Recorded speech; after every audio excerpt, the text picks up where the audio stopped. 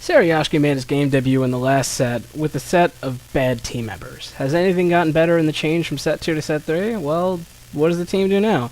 Honestly, not much has changed. Maybe the addition or so of like 5 cards have changed, but that's not really a lot. But trust me, when I say that this team will reach a high status, it's going to. Not the highest of the statuses, but it'll become one of those decks that can go pretty fast and be pretty efficient.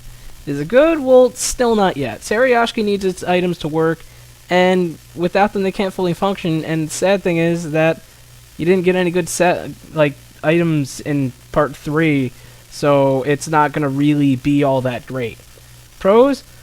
Not much. The new Yusuke is a great addition in that he can attack more than once if he's got enough items, and since the team is based around, items, I'm sure you'll hit twice in a turn, making him the new Jin.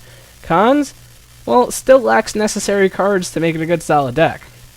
I mean, a character is nice, but better items would probably be best. Teams it'll be good against? Well, items to add on to it just make it good against any team that has a high defensive style. As for anything else, it might not be fast enough to do what's needed. Teams that'll actually be bad against? Well, still pretty much Ichigaki. I mean, Ichigaki still discards enough cards to make it a challenge for this team to actually be significant in a fight. As for the deck, well, you won't change much when it comes to items. I mean, not many good items came out in set 3, so it's not like the deck gets, too much of an overhaul. How does it work?